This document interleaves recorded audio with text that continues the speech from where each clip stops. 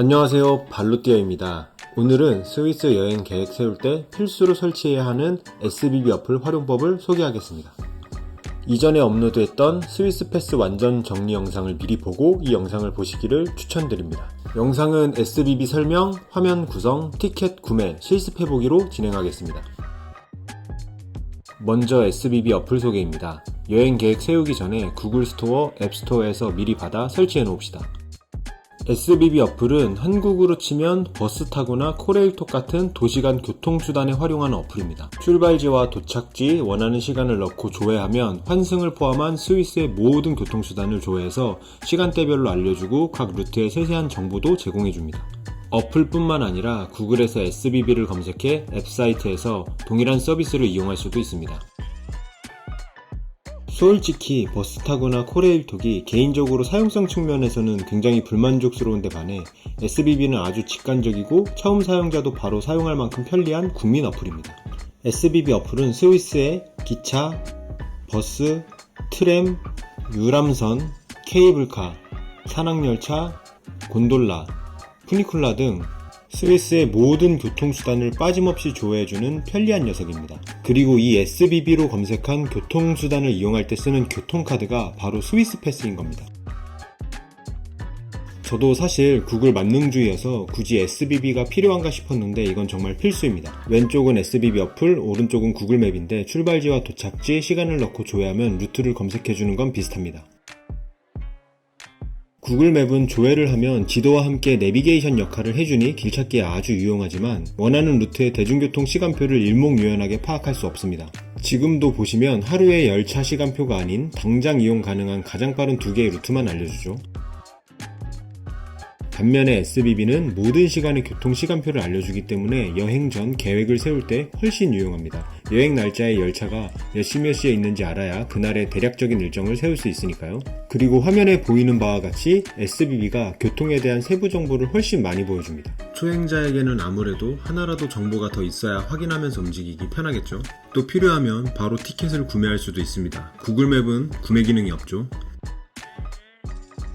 한국에서도 시내에서는 카카오 지도를 이용해 버스 타고 지하철 타고 길 찾아가는 것처럼 취리, 루첼은 시내를 돌아다닐 때는 내비게이션 역할을 해주는 구글 맵을 쓰시면 되고, 한국에서도 서울에서 부산 갈 때 버스 타거나 코레일 어플을 쓰는 것처럼 취리에서 루체른으로 기차를 타고 넘어가는 교통수단을 사용할 때는 SBB로 검색해서 시간표와 최적 루트를 보고 그날의 계획을 짜는 겁니다.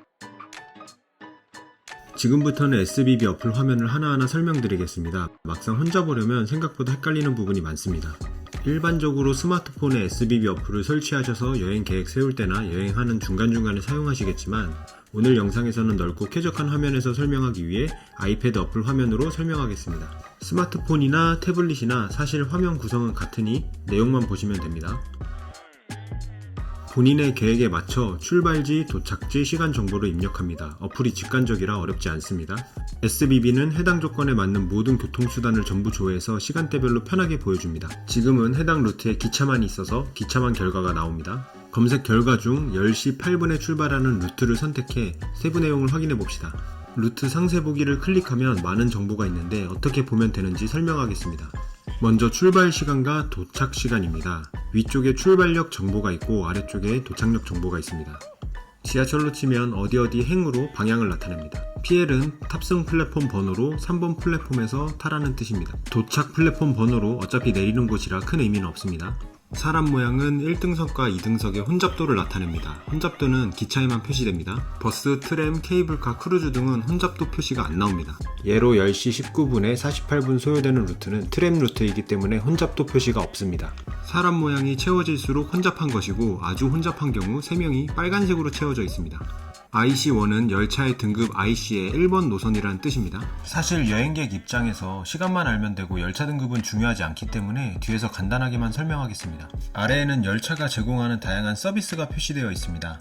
BG는 1등석 칸에 비즈니스 존이 있다는 것이고, RG는 1등석 칸에 콰이어트 존이 있다는 것으로 해당 칸에서는 잡담, 노래 듣기, 노트북, 전화 모두 금지됩니다. 저처럼 2등석 스위스 패스를 산 경우에는 1등석에만 있는 BG, RG는 갈 일이 없겠죠. 레스토랑은 말 그대로 식당 칸인데 스위스 물가를 생각하면 근처에 갈 일도 없을 것 같습니다. FS는 열차에서 무선 인터넷을 제공한다는 것인데 바로 와이파이 연결하는 방식이 아닙니다. 구글 또는 앱스토어에서 SBB 프리서프 앱을 별도로 받아서 실행해야 무선 인터넷이 되는 겁니다. FA는 놀이방이 있다는 것인데 아이를 동반한 가족여행에는 참고할 만하겠죠. 열차에 가는 중간중간 정착역을 알고 싶다면 해당 칸을 클릭해서 정보를 볼 수 있습니다. 중간 10시 13분에 취리 웰리콘에 들렸다가 간다는 것을 알 수 있습니다. 첫 여행이다 보니 중간역도 알아야 안심이 되는 분들은 눌러보시면 됩니다. 솔직히 어플에서 열차 칸마다의 정보까지 이렇게 상세하게 나오는 것은 좀 신기한 것 같습니다. 이번에는 루체른 지역에서 스위스 패스로 무료로 갈 수 있는 리기산으로 한번 검색해 보겠습니다. 이번에는 루트가 방금 전 예시보다 조금 복잡합니다. 중간중간에 있는 동그라미 표시는 환승이 있다는 뜻입니다. 당연히 표시가 2개 있다는 것은 2번 환승해야 하는 루트라는 거겠죠? 아까 예시로 이미 아시겠지만 10시 18분에 7번 플랫폼에서 타야 하고 2등석에 사람이 매우 많다는 표시입니다. 내려서 5분 정도 걸은 후 11시 8분에 산악열차를 타면 11시 47분에 목적지에 도착한다고 합니다. 아까 예시와는 다른 세부 항목이 보입니다. 스탑 온 리퀘스트는 열차에서 버튼을 누르면 멈추고 내려준다는 겁니다. 도대체 이게 뭔가 싶어서 찾아보니 도착 몇 분 전에 이런 익숙한 버튼을 눌러야 내려주는 기차가 있다고 합니다.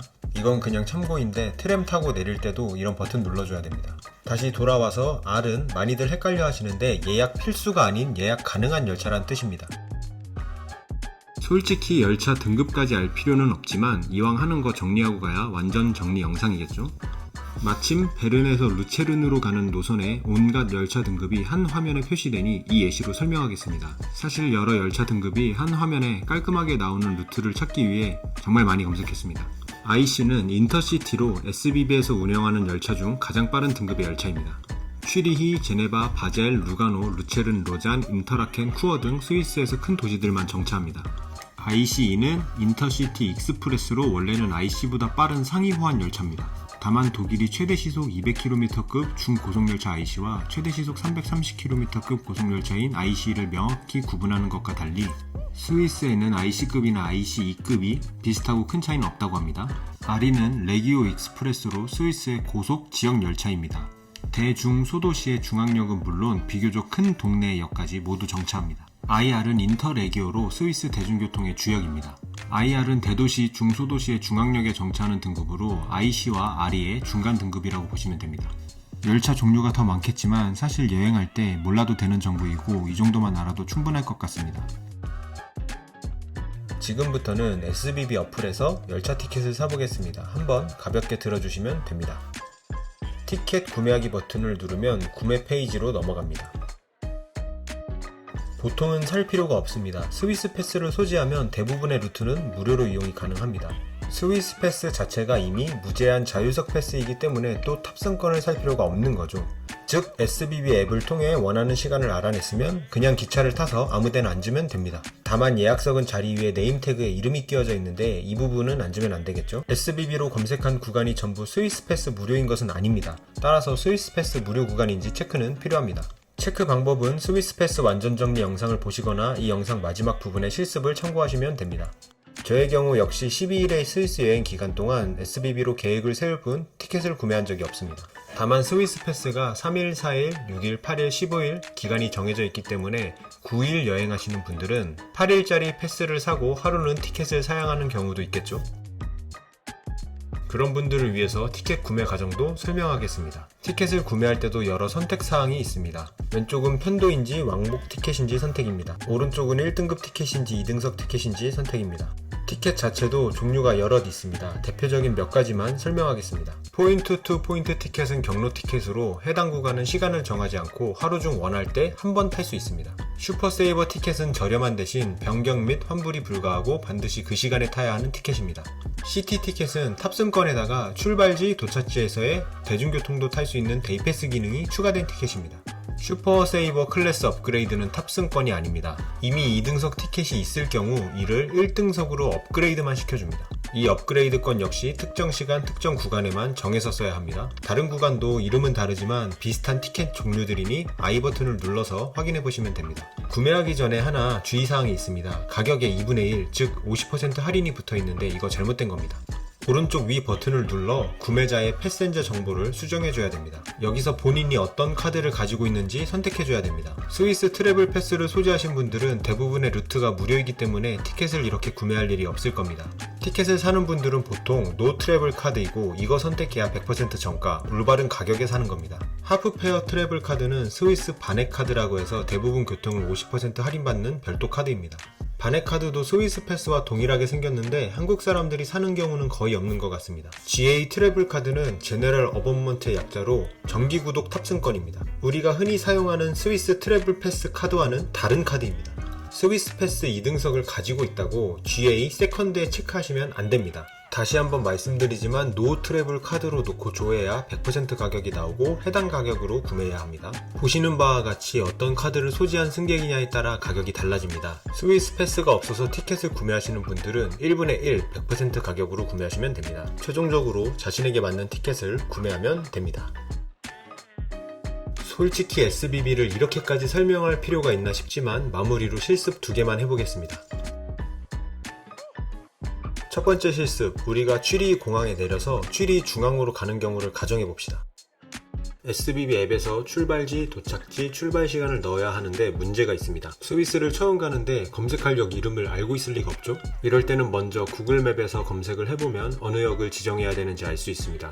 적당히 한글로 출발은 취리 공항, 도착은 취리라고 치면 스마트한 구글이 알아서 조회해줍니다. 본인이 타고자 하는 시간대와 루트의 상세 정보를 클릭하면 출발역은 플라우텐 취리이고 도착역은 취리 HB라는 것을 알 수 있습니다. 이제 우리의 출발지, 도착지 이름을 알았으니 SBB 앱으로 돌아와 여행 날짜를 넣고 검색합니다. 4월 24일 취리 공항에 9시에 도착한다 가정해서 대충 오전 10시 30분쯤 검색해보겠습니다. 검색 결과 중 10시 13분 IR 13기차를 타보겠습니다.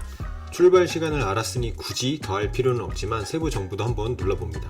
이제 이 구간이 정말 티켓 예약 없이 스위스 패스로 무료로 탈 수 있는지 확인해 보겠습니다. 확인해보기 위해 구글에서 SBB를 검색해 들어온 후에 에어리아 오브 밸리디티 맵을 클릭합니다. 스위스 패스 지도를 열고 취리 구간을 쭉 확대해 봅니다. 지도 보는 법은 스위스 패스 완전 정리 영상을 참고해 주시기 바랍니다. 간단하게 색이 있는 실선은 전부 스위스 패스 100% 무료라고 생각하시면 됩니다. SBB에서 검색한 루트로 따라가 보니 빨간 실선입니다. 스위스 패스 소지 시 기차 100% 무료라는 뜻이죠. 두 번째 실습, 우리가 르체른에서 스위스 패스 무료인 리기산으로 간다고 가정해 봅시다. 역시나 출발역과 도착역을 모르기 때문에 구글에서 검색부터 합니다. 대충 출발은 르체른, 도착은 리기산이라고 치면 구글이 알아서 잘 검색해줍니다. 배 타고 산악열차 타고 가는 루트가 인기 코스니까 상세 경로를 클릭합니다. 출발역은 르체른 반호프쿠아이고 배 타고 가서 중간에 비츠나우에서 내리고 비츠나우에서 산악열차를 타고 리기쿨룸으로 가라고 나옵니다. 구글맵으로 출발역 이름과 도착역 이름을 알아냈으니 SBB로 갑니다. 출발역은 루체른 반호프쿠아이고 도착역은 리기쿨룸으로 검색해줍니다. 구글에서 본 루트가 검색되고 10시 12분, 11시 12분 등 출발 시간이 있다고 하니 이에 맞춰 여행 계획을 세우면 됩니다. 자, 마지막으로 해당 코스가 스위스 패스로 무료인지만 체크합니다. 구글에서 SBB를 검색해 들어온 후에 에어리아 오브 밸리디티 맵을 클릭합니다. 이 지도는 스위스 패스 무료 구간을 알려주는 지도입니다. 지도를 확대해서 구글과 SBB로 검색한 루트를 따라가 봅니다. 파란 실선과 빨간 실선으로 모두 스위스 패스 무료 구간인 것을 확인했습니다. 방금 실습한 예시처럼 계획을 세울 때는 순서가 있습니다. 먼저 구글맵으로 대략적인 목적지를 검색해 정확한 출발지와 도착지명을 알아내는 겁니다. 그 다음 구글맵에서 알아낸 출발지와 도착지 이름과 예상 날짜로 넣고 SBB에서 검색해줍니다. 원하는 시간 앞뒤로 교통수단들이 있다는 것을 알았으니 스위스 패스로 무료 구간인지 확인해봅니다. SBB 사이트 에어리아 오브 밸리디티 맵에서 해당 루트를 확대해봅니다. 루트가 실선인 것을 알았으니 무료인 것을 확인했습니다. 이제 맘 편히 계획표에 넣으시면 됩니다.